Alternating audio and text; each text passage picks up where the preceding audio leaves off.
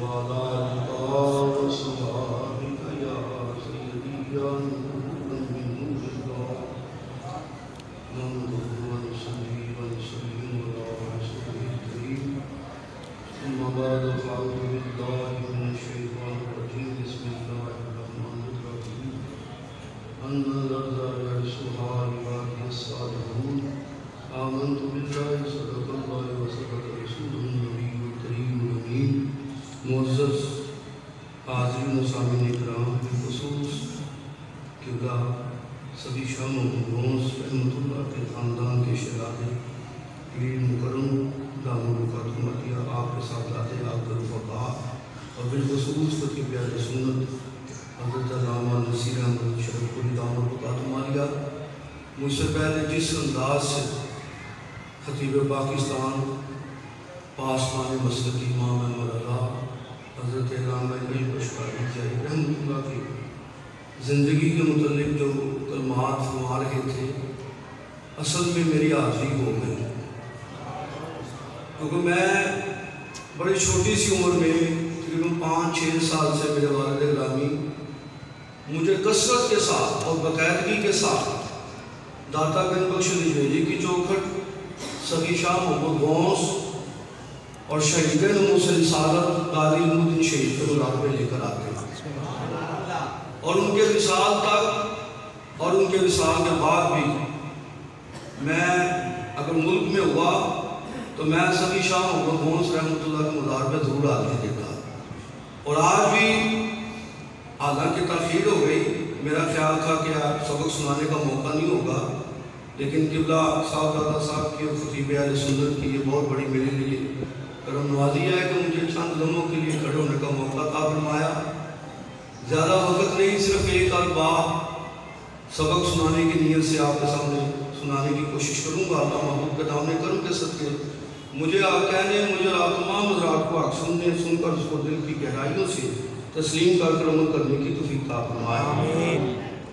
اللہ رب العزت نے قرآن مجید فرقان حکیم میں ارشاد فرمایا ان الارض یرثها عبادی الصالحون، بے شک روح زمین میرے نیک بندوں کی وراثت ہے۔ دنیا کا قاعدہ قانون یہ ہے، پڑھا لکھا نوجوان یہ سمجھتا ہے دنیا کے بادشاہوں کی حکومت ہے، دنیا کے تختوں پہ صدر و وزیر اعظم کی حکومت ہے، لیکن اکرم العالمین کا یہ اعلان ہے پوری کی پوری روح زمین میرے نیک بندوں کی وراثت ہے۔ دنیا کی حکومت اس وقت تک قائم ہے جب تک صدر زندہ ہے، وزیر اعظم اپنی سیٹ پہ بیٹھا ہے، اس کی وزارت ہے، صدر اپنی کرسی پہ تشریف فرما ہے تو اس کی صدارت جاری ہے۔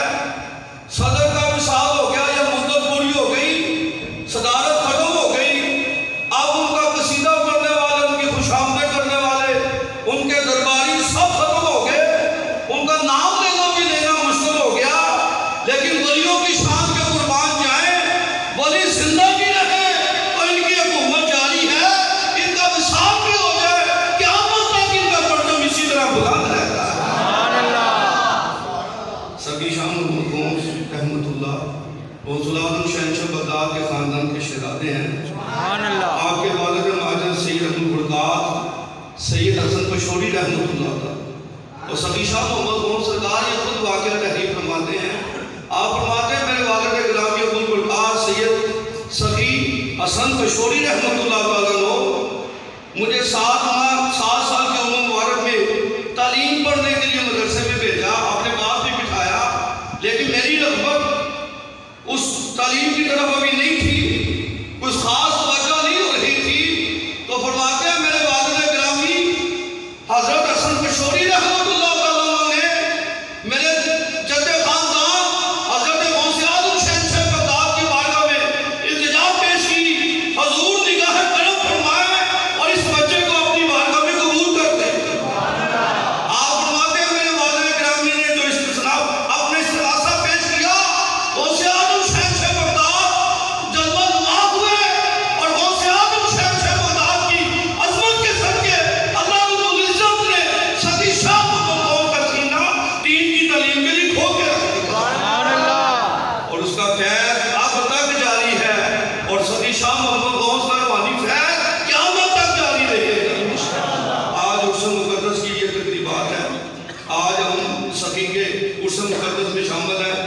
انشاءاللہ جھولیاں بڑھ کے جائیں گے. سخی کے دربار پہ آنے والا خالی نہیں جاتا. سخی کے دربار پہ آنے والا. لیکن عرض کر دوں آج عرس منا کر ہمیں کچھ عہد بھی کرنا ہے. ان ولیوں کی تعلیم یہ ہے صرف لنگر کھانا نہیں ہے. یہ بات یاد رکھو. عرس پہ آ کر صرف لنگر کھا لینا یہ بات نہیں ہے.